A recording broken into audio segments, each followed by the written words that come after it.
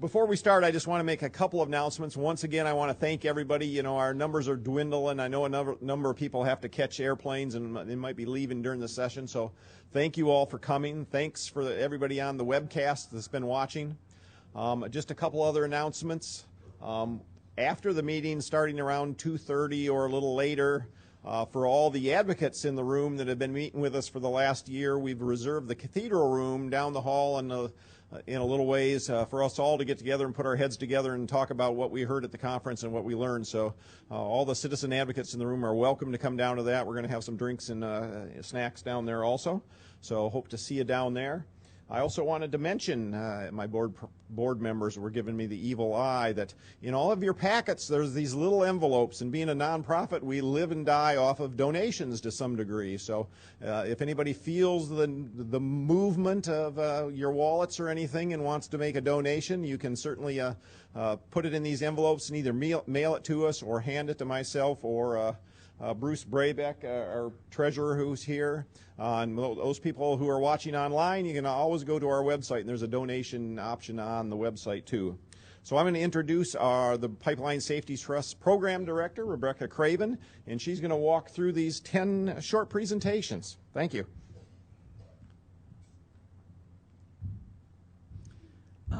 Good afternoon, and thank you for sticking around. We're going to try something a little different, as Carl said.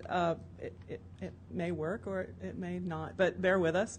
All 11, we actually grew by one, 11 of these mini presentations. Michael, can you come up here? Yeah, you.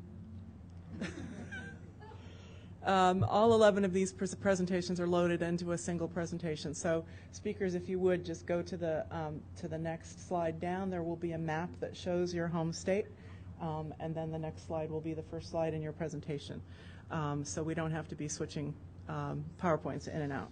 So with that, the 11 folks who are going to be talking to you today, what we asked them to do is to give a brief introduction of themselves, talk about how they got interested or involved in pipeline safety or pipeline issues, and what they have, what worries they have, what issues they work on, and what they do about those particular worries. So, speaking to us today, starting with Glenn Archambault from Phoenix, Oregon. He's a Pipeline Safety Board Trust Board member. Suzanne Cunningham, to his right, from Salt Lake City, Utah. Kim Savage, an attorney from Michigan who's been working with some landowners there. Rosemary, and I'm going to botch your last name, so if you can say it, I'd appreciate it. Ben Gottschall from Nebraska, who's also been doing a lot of landowner work. Anthony Moscarelli from Southern California. Roberta Winters from the League of Women Voters from Pennsylvania. Mike Holmstrom from San Jose, California. Susan Connolly from Marshall, Michigan. Linda Farrell from Chester County, Pennsylvania. And Bruce Baybeck from Bonaire now, formerly of Bellingham, and the trust treasurer. So I'm going to let Glenn start off and just pop down to the first slide. Are you ready? You got it set up there? It is. It's right there.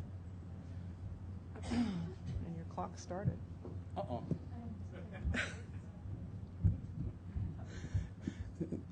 I'm Glenn Archambault, and I'm from Phoenix, Oregon. And for a moment here, I'm quitting being on the trust board, if I can get this thing off, because I'm going to go back to being just a guy who farms out on a rural piece of farmland in Phoenix, Oregon. And so that's a little bit about me. And I'm not going to spend a lot of time on that because we're talking about pipelines in general. And that's a day in 1995, and on the hillside above our farmland, you could see that pipeline being constructed. And I remember this day real well. I've walked up that pipeline route 10,000 times to irrigation systems above. And one of the things I learned early on was as soon as that construction stopped and the grass started to grow and the cows came back, nobody recognized a pipeline there. It just disappeared into history. And so that's something I want you, if anything you saw in this conference, I want you to remember that picture for a moment, because all of you out there have some experience with this. But it was an experience new to me to have that pipeline just fade into history. And I remember this day real well. Up there in the picture are some of my buddies from the pipeline operation. We had our good and bad days, but I remember them well. They worked hard at bringing this whole concept to the community. This is the only pipeline in my area. I know that land real well. I cut hay on it every year. But for all that construction and activity, it made no impact with the local people or the local government or the state government. If I ask today, what is the name of the pipeline operator in my area? Few elected officials have any idea. It just draws a blank. The whole pipeline draws a blank to them because all it is now is just this kind of grassy area. Got a couple signs.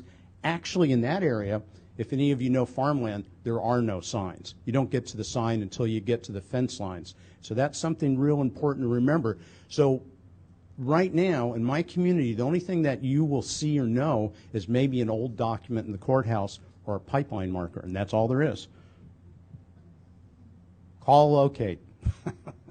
In my area, we don't call locate. And that's because there's no recognition, and because there's no recognition, what motivates someone to call locate? Anybody can answer that question? No, I'm just kidding you. But you have to have motivation, and you have to have knowledge and awareness, or you're just not going to do it.